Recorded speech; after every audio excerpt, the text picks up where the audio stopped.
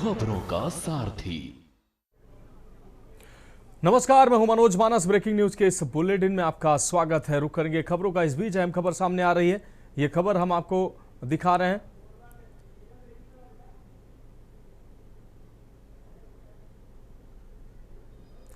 कोरबा से अहम खबर सामने आ रही है। पाली थाना क्षेत्र में भीषण सड़क हादसा हुआ है। कोयला लोड ट्रक जो है हादसे का शिकार हुआ है। बाइक सवारों पर पलटा है। हादसे में 3 लोगों की मौके पर ही मौत हुई है। मृतक ग्राम पोटा पानी के निवासी बताए जा रहे हैं। अनियंत्रित ट्रक मोड़ के पास बाइक पर पलट गया। घटनास्थल पर लोगों की भारी भीड़ जमा हो गई। मौके पर पहुंची पुलिस राहत और शव निकालने में जुटी नजर आई। तो ये दुखद दुर्घटना सामने आई है।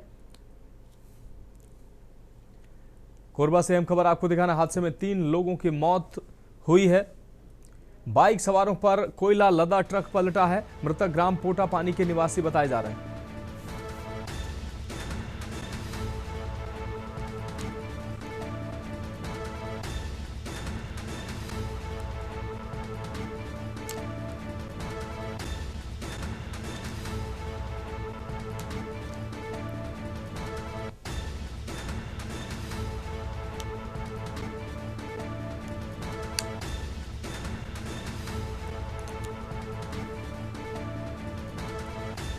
कोरबा से हम खबर आपको दिखा रहे हैं। दुखद दुर्घटना सामने आई। कोयला लदा लोड ट्रक बाइक सवारों पर पलटा है।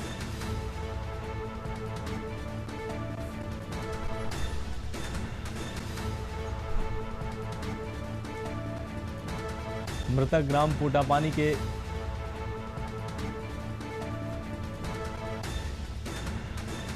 निवासी बताए जा रहे हैं।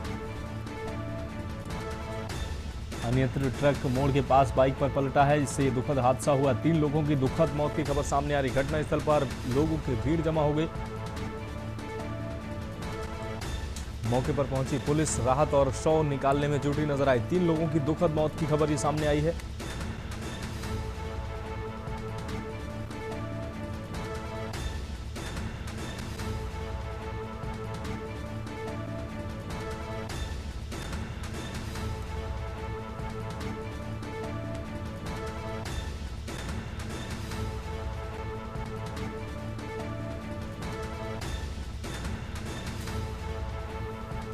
तो मृतक ग्राम पोटा पानी के निवासी बताए जा रहे हैं। इस वक्त की ये दुखद खबर कोरबा से सामने आई है। बाइक सवारों पर कोयला लदा ट्रक पलटा है, जिससे 3 लोगों की मौत हुई है।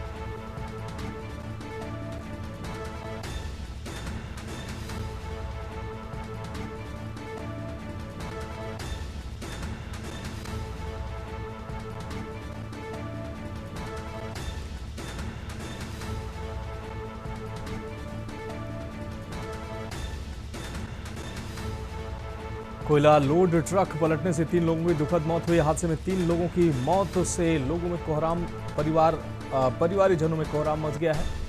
पाली थाना क्षेत्र में यह भीषण हादसा देखने को मिला। कोयला लोड ट्रक बाइक सवारों पर पलटा। हादसे में 3 लोगों की दुखद मौत हुई है। अनियंत्रित ट्रक पलटा है।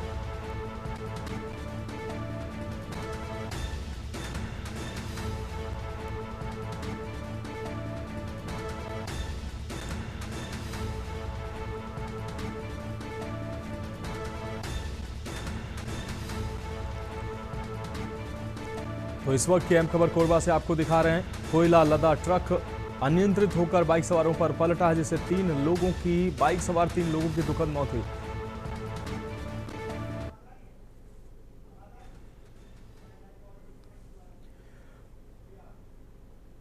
अब बढ़ेंगे अगली खबर की ओर। उत्तर प्रदेश के कैबिनेट मंत्री और सुहेलदेव भारतीय समाज पार्टी सुभाषपा के राष्ट्रीय अध्यक्ष ओम प्रकाश राजभर ने राजनीतिक मुद्दों को लेकर आज कई बयान दिए हैं। राजभर ने कहा कि हाल ही में वाराणसी क्षेत्र में एक बोट पानी में शामिल लोगों के खिलाफ कार्रवाई की गई है और ऐसे व्यवहार को ठीक नहीं बताया जाना चाहिए। उन्होंने पंचायत चुनाव को समय पर कराने पर भी जोर दिया और कहा कि उच्च न्यायालय के आदेश का पालन सुनिश्चित किया जाएगा।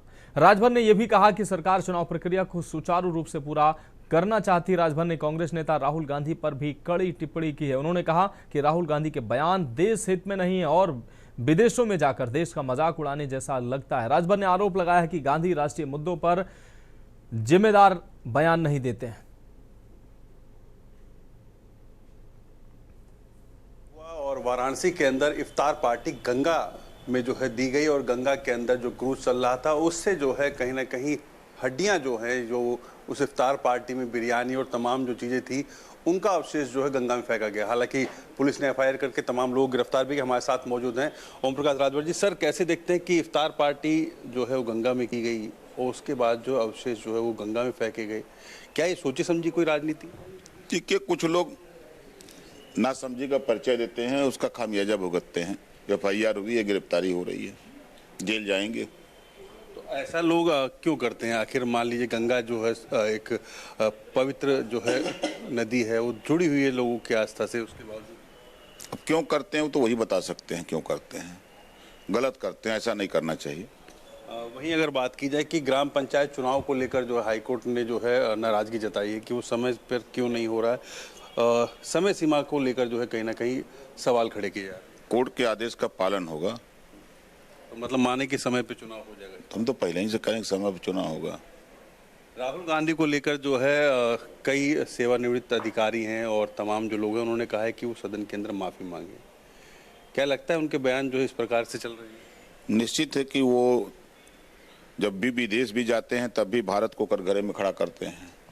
जिस सांसद बने हैं, जिस चुनाव आयोग के बदौलत सांसद बने हैं, उसी चुनाव आयोग कटघरे में खड़ा करते हैं।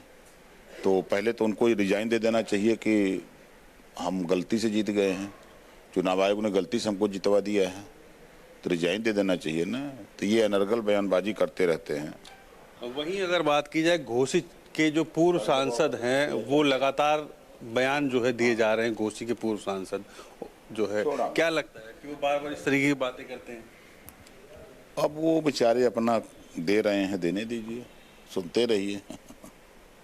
धन्यवाद। तो ये थे ओम प्रकाश राजभर, जिन्होंने साफ तौर पर बोला कि जिस तरीके से उत्तर प्रदेश के अंदर जो है ये घटना हुई है गंगा की, उसमें जो है वो लोग जो है दूषित मानसिकता के हैं, उनको ऐसा नहीं करना चाहिए और प्रशासन ने भी इस पर सख्त कार्रवाई की है। कैमरा आदित्य तिवारी के साथ रामनुज भट्ट, के न्यूज़, लखनऊ।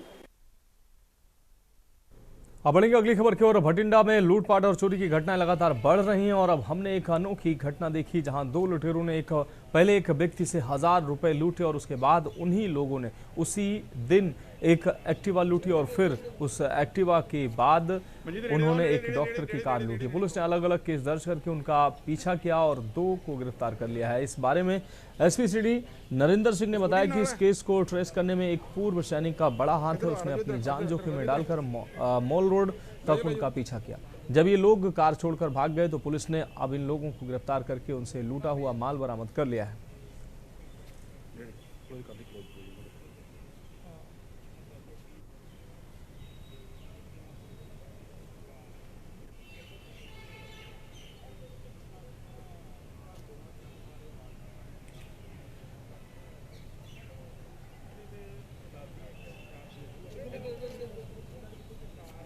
मंजी नेड़े रहो, नेड़े नेड़े नेड़े नेड़े नेड़े नेड़े नेड़े करो।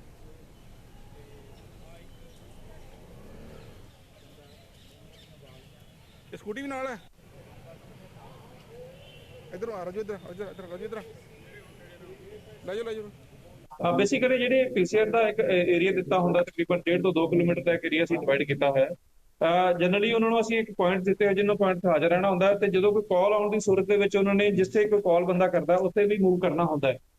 ਜਿੱਦਾਂ ਮੈਂ ਦੱਸਿਆ ਕਿ ਕੱਲ ਵਾਲੀ ਜਿਹੜੀ ਵਾਰਦਾਤ ਹੋਈ ਸੀਗੀ ਉਸ ਦੇ ਵਿੱਚ ਜੋ ਐਕਸ ਸਰਵਿਸਮੈਨ ਦੇ ਨਾਲ ਨਾਲ ਸਾਡੀ ਪੀਸੀਆਰ ਪਾਰਟੀ ਦੀ ਅਲਰਟਨੈਸ ਕਰਕੇ ਜਿਹੜੀ ਗੱਡੀ ਹੈਗੀ ਮੌਕੇ ਤੋਂ ਬਰਾਮਦ ਕੀਤੀ ਜਾ ਚੁੱਕੀ ਹੈ।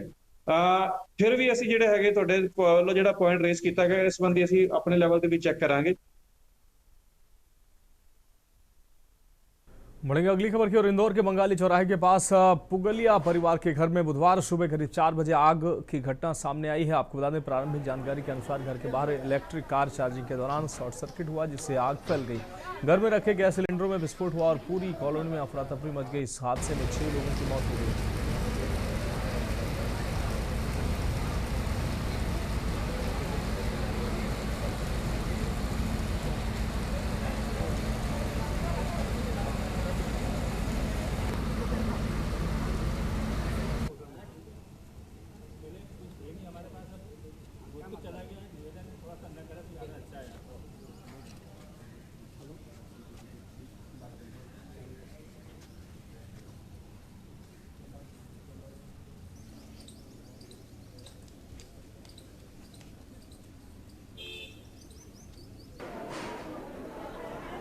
प्रारंभिक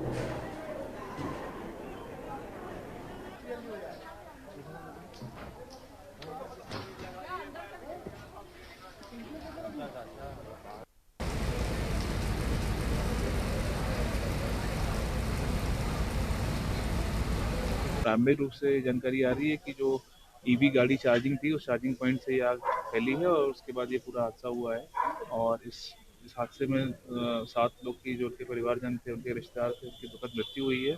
3 लोग को रेस्क्यू कर लिया गया है और अभी हम लोग की टीम निरंतर ये भी देख रही है कि जो सटी हुई बिल्डिंग है उसमें भी चूंकि काफी गर्म हो गई है उनकी दीवारें भी, तो उसको भी हम लोग परीक्षण कर रहे हैं कि उसको भी देख रहे हैं कि इससे कोई दूसरी दुर्घटना होने की आशंका को भी नकार रहे हैं। और हमारी पूरी टीम देख भी रही है यहाँ पर। अभी फॉरेंसिक की भी टीम आएगी, वो जांच करेगी और उसके बाद जो भी तथ्य निकल कर रहेंगे, कारण क्या रहे वो बताएगा। सर, एक एनेक्स एरिया है और ये जो है थाना तिलक नगर का एरिया, तो यहाँ पे जो भी हमारी रात्रि गश्त की पूरी टीमें थी, सभी अधिकारी यहाँ पे रिस्पॉन्ड किए। हम लोग स्वयं भी पहुँच गए थे और जो फायर ब्रेकआउट हुआ था वो पीक समय स्थिति में था और फायर की टीमों को वहाँ पहुँचा के जो प्रथम फेज रहता है कि इमीडिएटली फायर को, उस समय 3 से 4 लोग बाहर आ गए थे रेस्क्यू होकर और उसके बाद हम लोगों ने फायर को कंटेन किया, उसको बुझाया।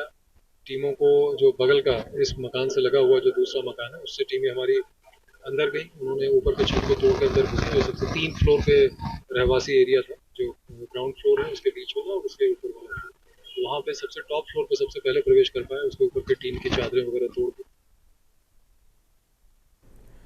अब बढ़ेंगे अगली खबर की ओर। हरियाणा की सियासत में उथल पुथल मच गई है। कांग्रेस विधायक गोकुल सेतिया ने राज्यसभा चुनाव में हुई क्रॉस वोटिंग को लेकर पार्टी कार्यालय के बाहर धरना दिया है। उन्होंने पार्टी नेतृत्व से संबंधित विधायकों के नाम सार्वजनिक करने और उनके खिलाफ सख्त कार्रवाई की मांग की है।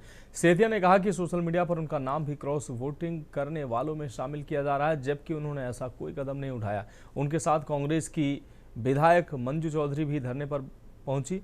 उन्होंने कहा कि उनका नाम भी पार्टी के खिलाफ गलत आरोपों में डाला जा रहा है। हरियाणा राज्यसभा चुनाव में कांग्रेस के 5 वोट क्रॉस हुए थे और 4 वोट रद्द हुए थे। इस विवाद से पार्टी के अंदरूनी झगड़े उजागर हो गए।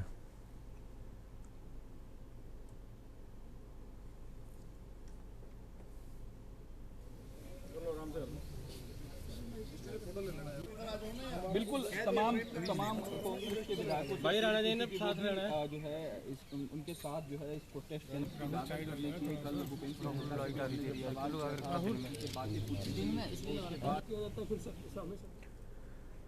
बढ़ेंगे अगली खबर की ओर। मोहन यादव कैबिनेट की महत्वपूर्ण बैठक में कई बड़े निर्णय लिए गए हैं। आपको बता दें, एमएसएमई मंत्री चेतन कश्यप ने बताया कि सिंहस्थ की तैयारियों के लिए 5.5 किलोमीटर लंबी सड़क को 945 करोड़ रुपए की लागत से मंजूरी दी गई है। बैठक में लोक निर्माण विभाग की 4,525 करोड़ रुपए की परियोजनाओं की निरंतरता, रीवा में 228 करोड़ की सिंचाई परियोजना, प्रदेश में गैस आपूर्ति की समीक्षा और जल गंगा संवर्धन अभियान की तैयारियों पर भी चर्चा हुई। इसके अलावा गेहूं पर 40 रुपये प्रति क्विंटल बोनस, वित्तीय प्रबंधन, दिल्ली मुंबई हाईवे से मध्य प्रदेश को जोड़ने के लिए केंद्र को धन्यवाद, आगामी हिंदू नववर्ष के शुभकामनाओं की भी घोषणा की गई।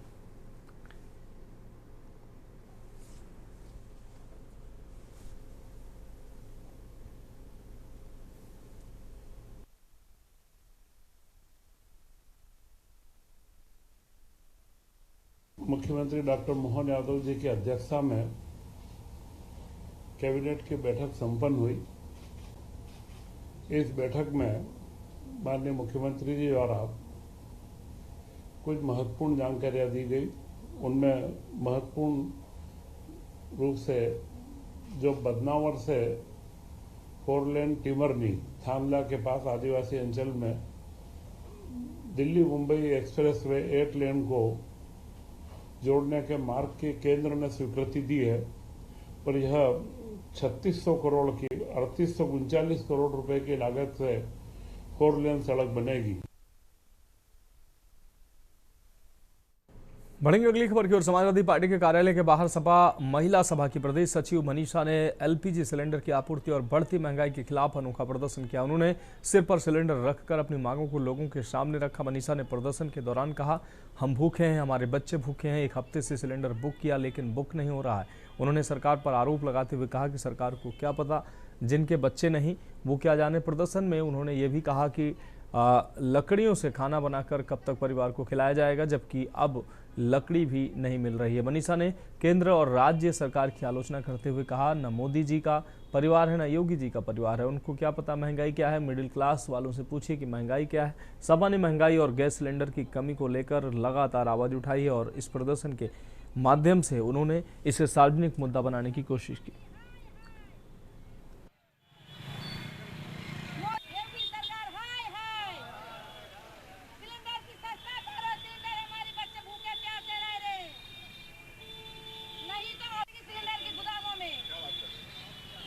मोदी सरकार हाय हाय।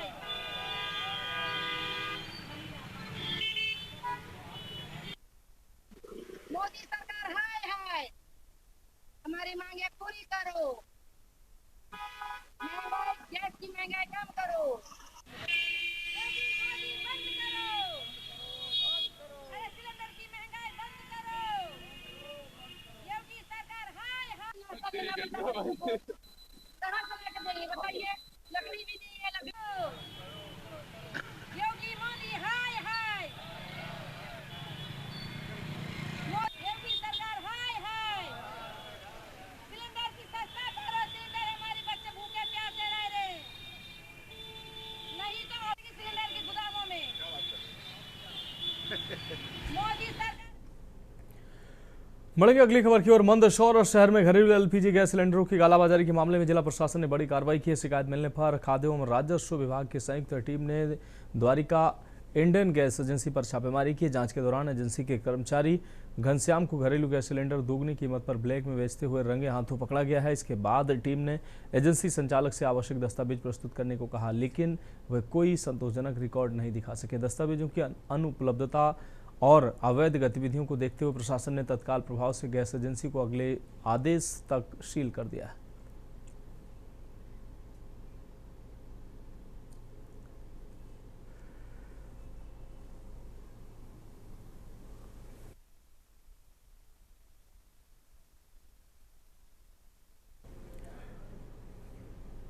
हजारीबाग में रामनवमी के मौके पर निकाले जा रहे जुलूस के दौरान डीजे साउंड को लेकर विवाद खड़ा हो गया है। प्रशासन द्वारा कुछ स्थानों पर डीजे बजाने की अनुमति नहीं दी गई, जबकि दारू और पंच मंदिर क्लब के डीजे की अनुमति दिए जाने की बात सामने आई। इसी को लेकर स्थानीय लोगों में नाराजगी देखने को मिल रही है। मामले पर सदर विधायक प्रदीप प्रसाद ने कड़ी प्रतिक्रिया दी। उन्होंने कहा कि यदि प्रशासन डीजे बजाने पर रोक लगाता है तो वे हजारीबाग बंद कराने का आह्वान करेंगे और त्यौहार नहीं मनाएंगे। विधायक ने प्रशासन से सभी स्थानों पर एक समान नियम लागू करने की मांग की है। फिलहाल प्रशासन पूरे मामले पर नजर बनाए हुए है और लोगों से शांति बनाए रखने की अपील कर रहा है।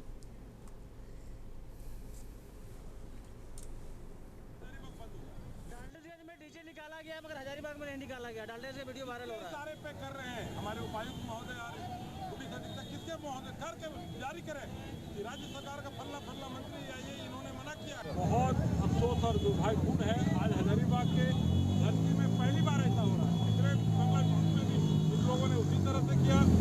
पूरे पार्टी के हमारे जितने भी विधायक थे, जितने भी नेतागण थे, सबने जिताया। उसके बावजूद भी प्रशासन के कान में जू नहीं रेंग रहा है।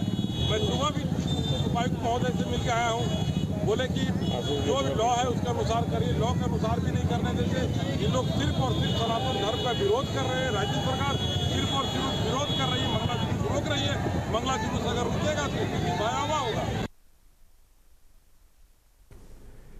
अब बढ़ेंगे अगली खबर की ओर। मथुरा में पुलिस का अपराधियों के खिलाफ चलाया जा रहा लंगड़ा अभियान लगातार जारी है। इसी क्रम में थाना रिफाइनरी क्षेत्र में बरेली हाईवे पर कोयला अलीपुर के पास पुलिस और फरार चल रहे दो बदमाशों के बीच मुठभेड़ हो गई। बताया गया है कि गोलीबारी की घटना में शामिल दोनों आरोपी लंबे समय से फरार चल रहे थे। मुठभेड़ के दौरान पुलिस की जवाबी कार्रवाई में एक बदमाश रिफाइनरी थाना तेजा निवासी संजू उर्फ डेंजर को गोली लग गई है, जिससे वह घायल हो गया। वहीं दूसरे बदमाश गौरव ने अपने आप को गिरता देख मौके पर आत्मसमर्पण कर दिया। पुलिस ने दोनों को गिरफ्तार कर लिया है। घटना के बाद मौके पर सुरक्षा व्यवस्था कड़ी कर दी गई है।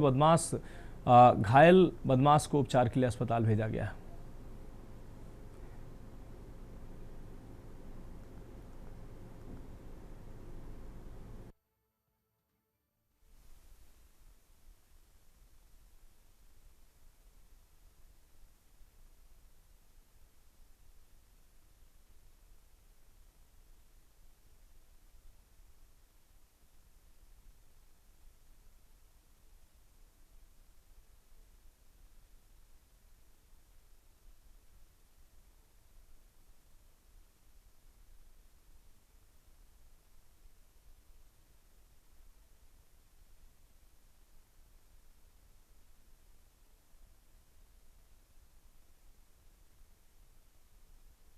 4/3/2026 को काशीराम कॉलोनी होली वाले दिन एक घटना घटित हुई थी, जिसमें संजू डेंजर व गौरव व एक अन्य अज्ञात ने गोलीबारी की घटना कारित की थी, और जिसमें थाना रिफाइनरी पर मुकदमा अपराध संख्या 75/2026 धारा 109 पंजीकृत किया गया था।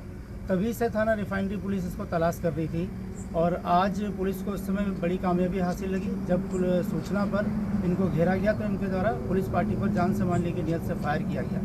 फायरिंग में आत्मरक्षा जब पुलिस पार्टी द्वारा फायर किया गया तो संजू डेंजर, जिसके ऊपर की कई मुकदमे पंजीकृत हैं, जिसपे आगरा मथुरा में भी कई मुकदमे पंजीकृत हैं। अब बढ़ेंगे अगली खबर की ओर। खबर मैनपुर से, जहां थाना कोतवाली कुरावली क्षेत्र के अठपुरा गांव में दर्दनाक हादसा हो गया है। आपको बता दें, बीती रात घर में सो रहे एक दलित परिवार के ऊपर कच्ची दीवार गिर गई, जिससे पूरे परिवार में अफरा तफरी मच गई। दीवार के ऊपर टीन सेट भी नीचे आ गिरा, जिससे मलबे में 6 लोग दब गए। घटना की पूरी सूचना मिलने के बाद आसपास ग्रामीण मौके पर पहुंचे और राहत एवं बचाव कार्य शुरू किया। कड़ी मशक्कत के बाद सभी को मलबे से बाहर निकाला गया, लेकिन तब तक परिवार के 3 सदस्यों की मौत हो चुकी थी। मृतकों में ब्रजेश जाटव की पत्नी रूबी, 8 वर्षीय बेटा दिलीप और 13 वर्षीय बेटी शामिल है। हादसे में परिवार के 3 अन्य सदस्य गंभीर रूप से घायल हो गए हैं, जिन्हें तत्काल मैनपुरी के जिला अस्पताल में भर्ती कराया गया, जहाँ उनका उपचार जारी है।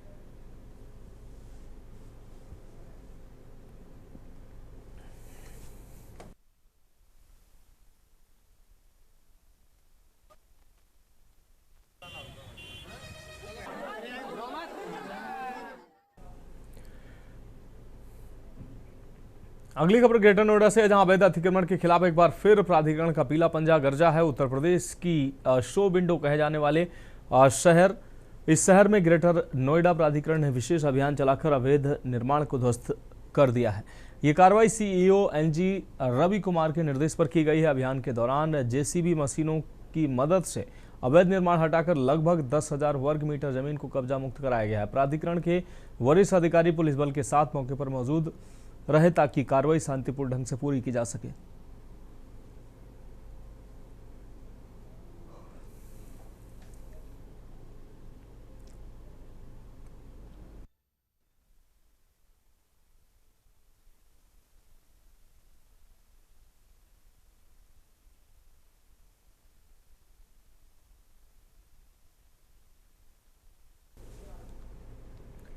अगली खबर का रुख करेंगे खबर सोनभद्र से, जहां शक्तिनगर थाना क्षेत्र में तेज रफ्तार और लापरवाही ने एक बार फिर एक परिवार की खुशियां मातम में तब्दील कर दी। आपको बता दें, शक्तिनगर वाराणसी मुख्य मार्ग पर कोयले लदे एक बेकाबू ट्रेलर ने बाइक सवार 20 वर्षीय युवती को जोरदार टक्कर मार दी, जिससे उसकी मौके पर ही दर्दनाक मौत हो गई।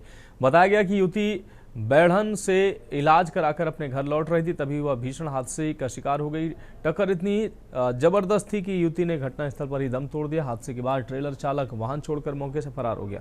इस घटना से क्षेत्र में आक्रोश फैल गया और परिजन व ग्रामीणों का गुस्सा भड़क उठा। आक्रोशित लोगों ने मुख्य सड़क पर जाम लगाया, जिससे आवागमन पूरी तरह से बाधित हो गया। सूचना मिलने पर मौके पर पहुंची पुलिस ने स्थिति को नियंत्रण करने का प्रयास किया।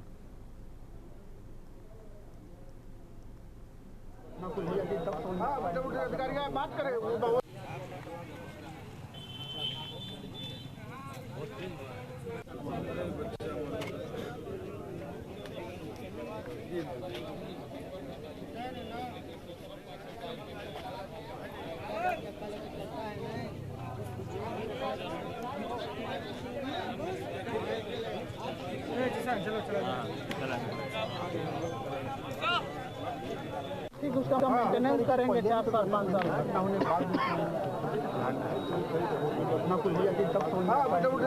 बात करें ठीक है। एक मौत